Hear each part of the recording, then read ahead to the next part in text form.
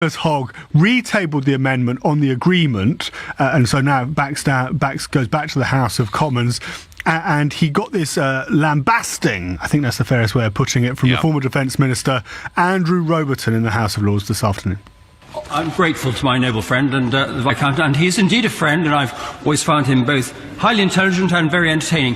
However, on this particular point, on a point of clarification, could he say whether it remains his position that he wishes at all costs to destroy Brexit, and that in fact... You are an idiot. Could he say, on a point of clarification, whether he wishes to destroy Brexit? That's not a very parliamentary gesture, that might say so to the noble lord, and that this amendment is in fact about sabotaging Brexit, because that seems to be the case. And on the second point of clarification, could he tell us what discussions he's had with the opposition front bench on this amendment? Yes, it is perfectly true that I have had negotiations and talks with the opposition front bench, with the Liberal Democrats as well, and with many crossbenchers. And I make absolutely no apology for that. This is the High Court of Parliament, and we are not party hacked. And the second part, my noble friend has asked me, which is whether I am seeking to frustrate Brexit. I don't believe in Brexit. That's perfectly true. I think it's a national calamity. But what I believe above all is that the House of Commons should have a decisive say one way or another. Unapologetic. I think that's the best way of describing Lord Hailsham there. What he said they're all working together. What he didn't, of course, say is they're all working with Monsieur Barnier as well. Yes, there has been accusations, hasn't there, that there have been that Remainers have been they have been over to Brussels. We know that. They've been over to Brussels to have conversations with Mr. Barnier and other members of his team. In the end, the vote was carried by the rebels, 354 to 235. That's an increased majority of 119 compared to the last time it was in the House of Lords, or a variation was in the House of Lords of 91. It now goes back to the House of Commons on Wednesday evening. Huge showdown. The government's giving no indication that it's prepared to give way. If it doesn't give way, the question is, does it then become a vote of confidence in Theresa May's premiership, or is she willing, with David Davis, to accept the loss, to accept that they're going to have their hands tied, accept the fact that really walking away from the negotiating table was never really an option after that election defeat last June, and simply to say, well, it is what it is, and we'll have to do the best we can. Wow. And that would go down very, very badly, wouldn't it, with members of the European Research Group, the right-wing conservative Brexiteers, who really want the Prime Minister to do a lot better than she has been doing, and be a lot bolder, a lot punchier in those negotiations. I think it might go down badly, Theo, with 17.4 million voters. It may well do, and many of your callers. You know, the idea that we're now, if this happens on Wednesday, that it's going to be in the interests of Barnier and Juncker and Verhofstadt to make sure we don't get a good deal, and then come next February or whatever it is, Parliament could veto the whole thing. Big day on Wednesday. Theo, thank you for joining me. What you're seeing here, folks, is a willful, deliberate attempt to subvert the referendum result, the biggest democratic exercise in the history of this country. This is deliberate. They are framing this in such a way so that Barnier does not have to be even reasonable with the Prime Minister, so that in the end they can effectively stop Brexit happening on March the 29th next year. I hope and pray that the House of Commons holds firm on Wednesday. Wow, big stuff. So, the big announcement yesterday morning, we all woke up and suddenly the Brexit dividend was going to be used to increase spending on the National Health Service. Now, in political terms, that looked to be quite a clever But there is not going to be a Brexit dividend by 2023 if we're still stuck in transition and still paying the membership fee.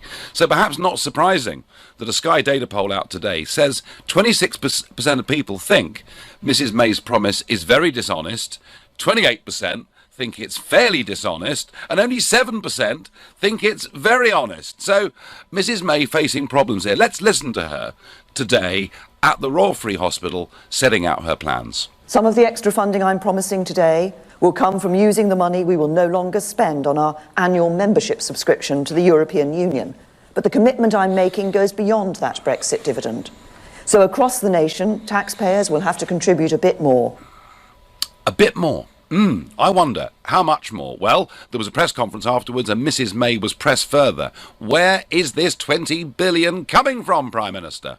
Part of this money will be coming from that Brexit dividend. But as I said in the speech, and I've said, as a country, we will need to contribute a bit more. Taxpayers will need to contribute a bit more, but we will do that in a fair and balanced way. And we want to listen to people about how we do that. And the Chancellor will bring forward the full set of proposals before the spending review. On the Brexit dividend, look, it's very simple. We're not going to be sending the vast amount of money every year to the EU that we spend at the moment on the EU as a member of the European Union. That money will be coming back, and we will be spending it on our priorities, and the NHS is our number one priority. Well, if we weren't entering a transition phase, and if we weren't going on paying a net 9-10 billion a year, Prime Minister, I might believe you. But, I mean, this is the messaging I want to hear. I want to hear that we're going to use that money we're not giving to Brussels, and I'd like the foreign aid budget cut too, to help the health service, provided, of course, we know we've dealt with waste and excessive middle management. But at the moment, it doesn't work for me, and yet, in that same Sky Data poll, 54% of people do say they are prepared to support tax increases if it helps the health service. So, once again, the Prime Minister is onto something, and yet, in her delivery, it just doesn't seem to be cutting through. So let me ask you, are you prepared to pay more money for the health service? And if you think, well, do you know what? I think we're taxed to blazes already. Not just direct taxation, but what we pay on alcohol, tobacco, petrol. We're paying enough. It's time for efficiencies. Call me on 0345 6060 973. Or maybe you're one of that 54% who thinks, no, we've simply got to pay for more money. The population is rising by 500,000 a year. We've got no option. Then text to 84850. Or maybe you do think, and the Daily Mail went very strongly on this today, and bear in mind they are Theresa May's biggest supporter, and they're saying, before we put money in, let's sort out the waste. And if that's how you feel, please tweet using the hashtag Farage and LBC at LBC, and watch us on Facebook and comment there too. Let's get a view from Barry in Lichfield, a new caller to the show. Welcome, Barry. Hi, great to talk to you, Nigel. I'm a great fan of yours, to be honest. Well, great to have you on, Barry. So, do you believe the Brexit dividend is going to be there by 2023? I don't think there'll be Brexit. I think, I've been listening to LBC all day, and I actually don't think there'll be a Brexit, the way they're trying to fudge it. And I don't think people mind supporting the NHS, and I don't think people mind paying towards it. But I think the total waste, anyone can come to this country and use the health service for nothing. I think that's the problem. I don't think it's the fact that people mind paying for the NHS. I don't. I think doctors and nurses do a wonderful job. I have a niece who's a doctor, and she's worked ragged. But I think taxing people all the time to solve the problem, look at the problem. The problem with the NHS, it has health tourism, it has waste, it has unhappy staff. It's just over-abused. I mean, I live in America. And Barry, the point I keep trying to make, and no one wants to listen to me, a population that is rising by 500,000 a year because of immigration. Yeah, but then you said, I know a few people listen to this. They'll call me racist. They'll call us racist. It's not about we're not racist. Just a fact. Yeah. And it's like, I lived in America and I lived in Hong Kong. Yeah. You have to pay, in Hong Kong, you paid in after 7 years. You got health treatment. I understand if there's an accident. I was once ill in America. I had to give my credit card to get seen. So, Barry, really, you are in the majority. You would be happy to pay a bit more tax to the NHS, but you want it sorted out first, yeah? Yeah, and also I'm self-employed and I employ a lot of people. And I was talking to my accountant today. We're just being taxed to death. I know. Well, that's that's how I feel. Direct taxation, indirect taxation. Theresa May is the worst Prime Minister we've ever had. And I was a Conservative, and I'll be honest, I think Blair and Brown were better than Theresa May. Barry, she's not great. Thank you for the call. And goal flash. Harry Kane, England hero, has scored. We're 1-0 up against Tunisia. You're listening to the Nigel Farage Show, exclusive in LBC, live from New York, and it's now 7:15. Well, Mrs May's been out there today giving it the hard sell. Another 20 billion is coming for the NHS by 2023 because we need to spend that money. And most of us are happy to put more money into the NHS, but many of us are very sceptical about the way that it's run. And a lot of us are feeling, do you know what, we're paying enough tax already. That's certainly how Jan and Paul from Norwich feel. They say we're paying enough tax. Mrs May should clamp down on the useless management and keep a strict account of what the NHS spends our money on. Yeah, Jan and Paul, like, paying massively overinflated prices for drugs, for example. On Twitter I get no to extra tax. I'm a nurse and support the NHS, but it's a bottomless pit and needs huge cuts in order for us as a nation to focus on what we really need from it. That's interesting coming from a nurse. And Edward on Facebook says, pay more to the NHS because monopolies are well known for controlling costs and providing quality service. A very sceptical Edward there on Facebook. What does Tim think? A new caller from Oxford. Tim, do you want to pay more tax? Well, I think like everybody else, I would be prepared to, but there's a lot of reorganisation and savings to be made first. And yes. I actually used to be in the business of providing medical equipment to the NHS. And we were very good at procuring it, and they were awful at procuring it. So were you Tim, were you a manufacturer, or were you basically a merchant for this stuff? How did that work? We were merchants, and we would sign up big contracts with hospitals to provide all of their medical equipment for, let's say, the next 15 or 20 or even 30 years. Yeah. And we were able to procure from the main four providers, GE, Siemens, and Philips and the like. And we just did a far better job of it than they did. And obviously we were aware of the sort of prices they were paying for scanners before we took over. And there was a system of bulk buying for the NHS as well, which was also completely useless. They're just not commercial. Tim, is there a lack within the NHS of people with business acumen knowing what value for money is? Oh, definitely, absolutely. I mean, one of the papers, it was probably the Daily Mail, about 6 months ago, they had a big article about the huge range of prices that various trusts across the country were paying for yes. the same item. You may remember it, that's a pair of rubber gloves, 50p or £5, that sort of thing. Yes. So, yeah, that's one area that I know about that the NHS is very bad at. And when she tells you, Tim, that this extra 20 billion that we've got to find, that most of it's going to come from the Brexit dividend, do you believe her? Well, I wanted to make another point, actually, Nigel, about the Brexit dividend, which is that I listened to a very good talk by John Redwood back in February, and it's available on his website, and I think it was at the Mansion House, and he made the point that when you are inside the EU, all of the import tariffs that you do collect, obviously on stuff coming from outside the EU, goes to the EU. But when we are outside, if we ever get outside the EU, all of the tariffs we do collect, we will keep. Yes. I don't know if you can confirm that's correct, but I mean, that's probably... Well, and also, Tim, there's an argument that if we have a tariff regime with the EU, our stuff that goes to the EU will incur 7 or 8 billion sterling of tariffs, and their stuff that comes to us, we collect about 12 billion in tariffs. So you can argue this all round the houses. But I think, Tim, her problem with this is to say there's going to be a Brexit dividend when she signed us up, to continued membership effectively during the transition zone, just makes people not quite believe her somehow. Yeah, I think that's right. We can clearly see what would have been the Brexit dividends currently doesn't start for several years. Exactly. But again, I do want to make the point that whenever tariffs are discussed, this big point, that there's another 5 or 10 or 15 years. Yeah. No. Tim, it's a very fair point. Great call. Thank you. Tina on Facebook says, I pay quite enough tax, thank you, and it gets wasted. Karen says, we should be able to opt out and pay privately if we chose to. Well, Karen, I have always thought that we should encourage people to use private healthcare to take some of the burden off. I've always strongly believed that. Mark in Mill Hill is my next caller, another new caller to the show. Mark, good evening to you. Good evening, Nigel.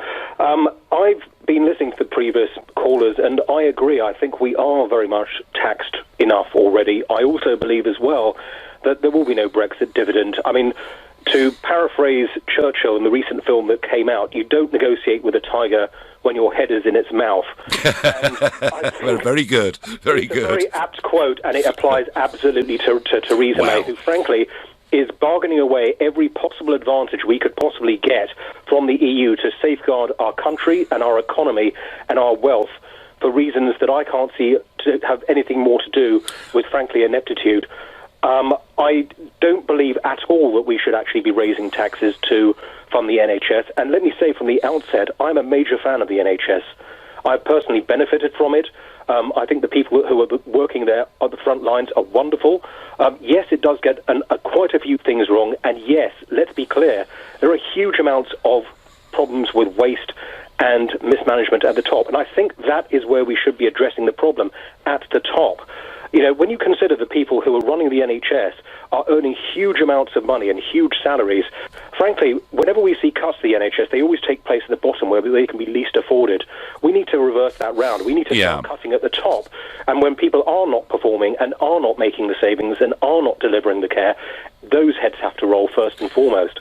But you can see, Mark, what she's doing here, can't you? You can see that when this vote comes back to the House of Commons on Wednesday, she will say to the rebels in her party, you know, unless you support the government position on this, you'll be voting against money for the NHS. That's what she's... I have a very simple solution to that problem straight away. The first one of which would be, let's make it a voluntary tax. Those who want to pay extra money to the NHS, even though, you know, the evidence is overwhelming that it's badly managed, fine. Let's put up an additional code for the tax code, and those who want to pay... And how many would, Mark? How many would? That's the question, isn't it? Let's see how long their resolve actually lasts. Yeah, I don't think very many. But Mark, your general points about where Mrs May's got to in these negotiations, I agree with completely. She has played the bureaucrats' game from the start, and they're rather better at this than we are. Mark, I thank you very much indeed. Good evening, Nigel. I would like Mrs May to sort out the economy and get Brexit underway before she puts our taxes up. And on Twitter I get, take it from the foreign aid budget. No, I'm not happy to put more money into this bottomless pit. The NHS needs to get its act together. No health tourism, says Nigella. Now, so far tonight, all of our callers have been new callers, but Herbie in Harrow is a regular to all LBC programmes. Good evening, Herbie. Good evening, Nigel. Well, we've got a bottomless bucket that's going in a great big black hole. And I don't mind paying more tax, Nigel, on one condition, that the government gets its own house in order first. You've got to bear in mind that the Labour Party introduced PFI, which has put the NHS Trust in great debt even now, where hospitals are closed and they're still paying the PFI, you know, sums of money, you know, for maintenance and all sorts of things. And I think the mismanagement of past governments and this government is all to do why the NHS is in so much trouble.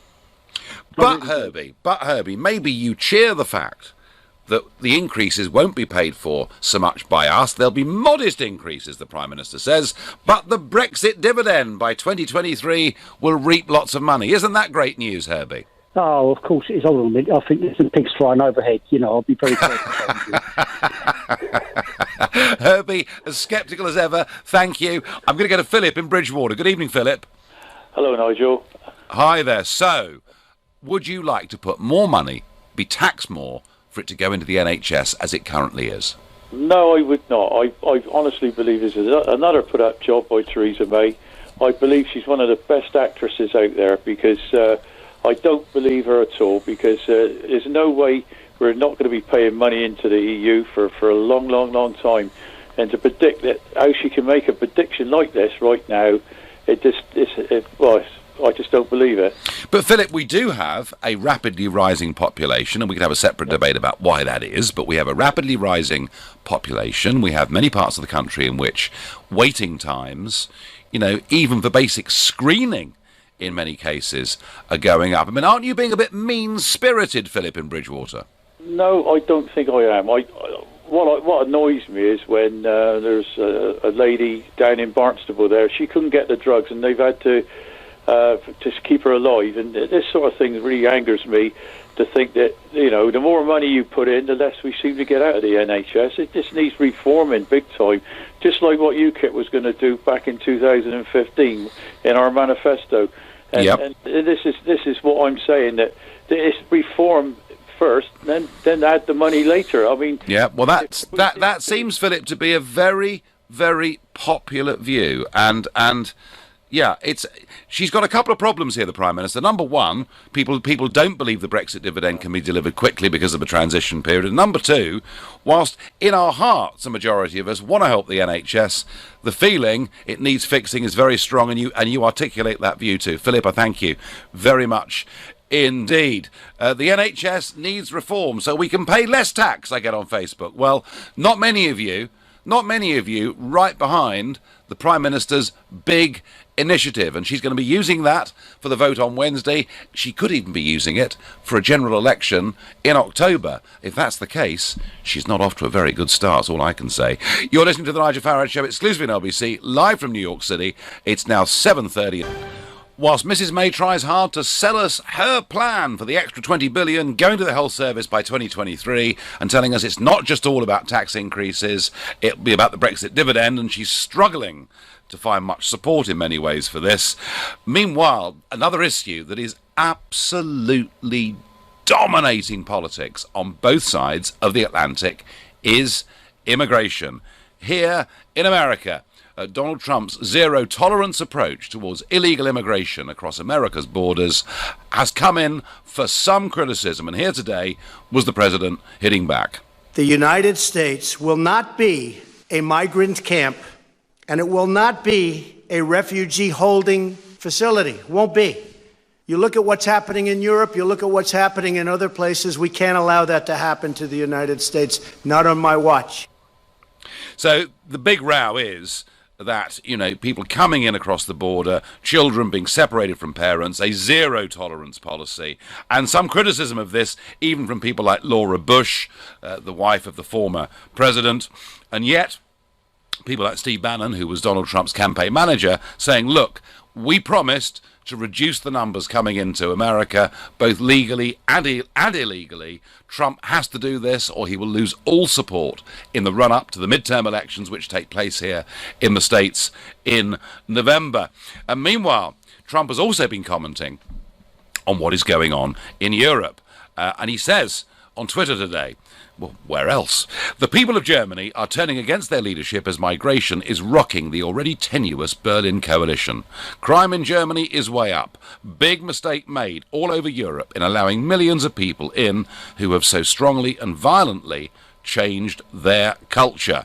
We don't want what is happening with immigration in Europe to happen with us. Now, what he's talking about here is the fact that 1,000 people have been killed or wounded by people seeking refugee status in Europe since 2014. The argument is this will not happen in America. Meanwhile, in Germany, Merkel's still struggling terribly.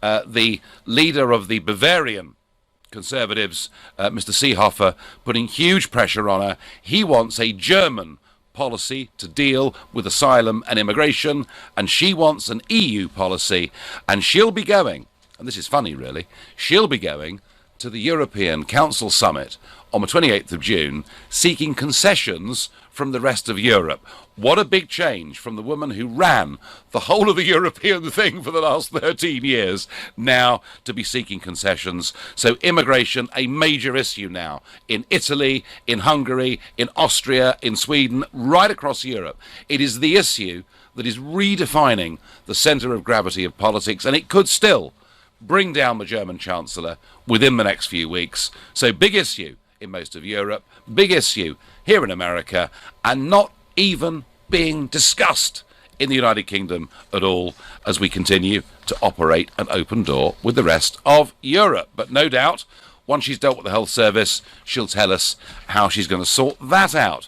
Back to Mrs May. Do we believe her? May is calling from North Ayrshire, a new caller to the show. Good evening, May. Hello, Mr Farage. I'm sick of listening to all these stupid men saying that Theresa May this, Theresa May that. What is it they expect the woman to do? She is raising the taxes for the National Health Service. People want to keep the National Health Service, and people have been agreeing for the last few months on your show, phoning different people saying, yes, I would pay extra. And then you got all these idiots phoning saying, no, I don't want to pay extra. Oh, this, that, and the next thing, and it's not fair. And Donald Trump, he's a dirty rat, putting those little children in cages. What kind of human being does that? Someone related to Hitler does that. May, what he's doing is sending a message, don't try to come to America illegally. And it does look extremely tough, I agree with you. But May... Fair dues, but don't do that to little children. God forgive him. That is a terrible, terrible thing he's doing, ripping children from their mothers and putting them in cages. What kind of people do that? Well, the alternative, May... The alternative, May, is to do what...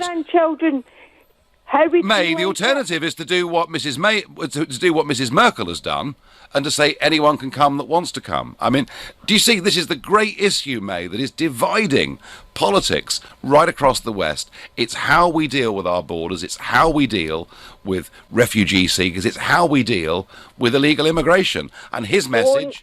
Nigel, you don't treat people like that. For God's sake, you don't treat people like that. Why? Well, what about the child refugees? I mean, mate, we let child refugees in. We let child refugees in from Calais. Yeah, I know, and I was very annoyed at that because half of them weren't children. Exactly. And one of them tried to blow up the London Underground. So we have got to be careful about this. Yes, but I know, and there's been a lot of crime because these men... But May, let's get back to the health service. Let's get back to the health service. I think... the general feeling, May, and we've had callers tonight saying it, people don't mind paying more money for the health service, but they are very sceptical, May, about the money that gets wasted on health tourism, on the private finance initiative that Mr. Blair brought in, on the huge growth of middle management. The message, May, I'm getting from callers and texters and tweeters to this show is we're happy to pay more money, but you've got to put your house in order first. And that, I think, May, is reasonable, isn't it? Well, from what I understand, a lot of people, a lot of illegal people are not being allowed to access the National Health Service. I don't understand that, but I have heard it. But you're right enough, we should get the house in order. Yes. But what the point was, I'm listening to these people saying, no, I don't want to pay extra. They just don't want to pay an extra whatever. That's all. They just don't want to pay it. Well, a lot of people... And we need it. People do feel heavily taxed, mate. You know, through direct taxation and indirect taxation, people do feel heavily taxed, and certainly the tax burden is higher than it was 7 or 8 years ago. Mate, I get the point. I get the point. I thank you. On Twitter, I'd rather pay less tax and go private, and not continually bail the government out, says Vince. Absolutely. If you want to use the NHS, then contribute to it. Those with private medical insurance should be exempt, says Dean. Well, whether they're exempt, Dean, I doubt we'll get to that. But I do think maybe what we should do is offer some tax breaks to people who want to take out private insurance, and that might lift the burden off some of the waiting lists. I'm happy to help the NHS as long as they don't spend £3,000 on something you can get in Boots for £3, says Chris. And we had a caller earlier who was involved in health procurement. Clearly, there are a lot of problems in the health service. Kevin in Huddersfield is ringing me with all the answers, Kevin, I'm sure. I wish. Evening, Nigel. Good evening. Thanks for. It's great to talk to you again. Very, very, very quickly, when you and I were talking about Donald Trump sorting out Brexit. Yeah, I remember. Yeah. And I said, "Oh yeah, he could do it in 23 minutes." Did you have a word with Boris to mention it at his dinner? Well, I tell you what, maybe it's a case, Kevin, of great minds think alike, because very shortly after you said that, as you say, Boris said exactly the same thing. The one thing I'm certain of is that Donald Trump would not allow unelected officials in Brussels to treat him, you know, as the British Prime Minister in this condescending and frankly insulting manner, and I wish you'd stand up to them. Anyway, separate point. Kevin, there's going to be a Brexit dividend, Mrs May tells us. Do you believe her in the short term? I want to. I mean, she sits there on the Andrew Marr show and she says, I'm going to deliver this for the people because it's what they wanted. This money will go in, it's a Brexit and blah, blah, blah. But if it's just a big ploy and she's going to renege on it, by you, and twice now she has said, look, we can't get everything we wish for. Yeah. If she uses that line and all of a sudden it all goes, it's all just mucked up, she can stand there and say, look, I did my best. Okay? Now, my brother, I won't say where, and I won't say his name, but he's high up in the NHS, hands-on, okay? And he is having to do a hell of a lot more with a hell of a lot less, and it doesn't half stress him out. And he talks to me about it, he talks to our mum about it, and he has to treat foreigners for free, right, who come in, get their treatment, and then they go home again. You know, this... I know, the health tourism, I think people object to that very strongly, very, very strongly. To treat them. And the other thing he complains about is the fact that he is seeing privatisation very slowly creeping in through the back door. And he is told to shut up and get on with his job. Every time he goes to help... One thing for certain, Kevin, you know, I'm here in America for the week, and I tell you what, if you turn up as a foreigner at an American hospital expecting treatment for free, you've got another think coming, as you would have in Australia and in many other civilised parts of the world. Kevin, I thank you very much indeed for your call. How sad to hear that so many say they wouldn't pay a penny more tax. Our tax is not high in comparison with Scandinavian countries. Well, OK, Jim, I get the point. But I do think, generally, people are prepared to pay a little bit more tax if they thought we'd get a better health service. But the feeling is the health service itself, frankly, isn't working very well. And that view seems to be pretty universal. Please come on and tell me we've got this wrong. Please, somebody come on, anonymously, an NHS manager, ring me up and tell me that actually every penny we pump into the NHS is being spent wisely. 0345 6060 973 is the number you need. Call me and tell me that. You're listening to the Nigel Farage Show, exclusive on LBC, and it's now 7:45. As we approach half-time in the football, Tunisia have equalised. It's England 1, Tunisia 1. Oh dear, oh dear, oh dear. Right, fingers crossed. Back to Mrs May and her battles, and also Donald Trump and his battles. And we had a very impassioned caller, May from North Ayrshire, criticising Trump for what's happening to people illegally trying to cross the border from Mexico, children and parents being separated. And Tim says the reason they separate kids from the adults at the border is for the safety of the children. And that's certainly the argument, Tim, that you'll get from Jeff Sessions, the Attorney General. Either way, there's a big message coming out from the States. Don't try and come into this country illegally. You will not get in. And it may look tough, but it is the agenda on which Trump was elected. Mind you, Mrs May was elected telling us she'd reduce migration to tens of thousands a year, and there's no sign of that. But maybe on the NHS we believe her when she says there'll be a Brexit dividend, which means our tax increases won't be too big. Not sure I quite buy that in the short term. What does Claire in Edgware think? Good evening, Claire. Yes, good evening, Mr Farage. And I absolutely concur with May. The way Trump is behaving is barbaric. Firstly, can we just clarify one thing? It was John Major who introduced PFI to the health service, and Brown and Bear massively expanded it, but it was Major who introduced it. Yes, no, you're absolutely right. You're absolutely right. You're absolutely right. But Claire, the expansion of PFI and middle management under Blair and Brown was enormous, wasn't it? Well, I'd like to see it because we have very, very few managers in the health service now. They've reduced them to virtually nothing, and you've got the managers run ragged. Many of them are responsible for geriatrics, paediatrics, surgery, you name it. They've got to cover so many departments, and you can't have doctors overseeing overtime, running the clinics, providing capital expenditure, managing the beds. Bed managers have a terrible time. They work almost 12-hour shifts trying to find beds. So to talk about we're overrun with middle managers is just a misnomer. It's not true. And doctors will say to you every day when you're working with them, I didn't go to medical school to spend my time studying a spreadsheet. That is for managers. That's what they're for. And with regard to tax, we have to be realistic. There is no such thing as a Brexit dividend, a Brexit bonus. It won't happen because it isn't there to be provided. If we've got to give the EC £39 billion, there is going to be, and there never will be, a bonus. Well, there may well be, Claire. Claire, there may well be a. I mean, you know, Theresa May herself used the word vast amounts of money going to Brussels, which made me chuckle a bit. But there may well be a saving of £10 billion plus a year, but it's not going to come in the short term because she signed us up for a transition and agreed to pay nearly £40 billion. So She's struggling with the credibility of this argument, isn't she? Well, I don't believe it's going to come now, and I don't believe it's going to come in 5 years' time, because I don't believe it exists. But if I'm proved wrong, I work in the health service, I'd like to see it happen. But well, we do put £10 billion a year net into it, don't we? Well, you say to us that we've got to be more careful about how we procure our things. We can't pop down to B&Q and buy plastic bulbs for 50p.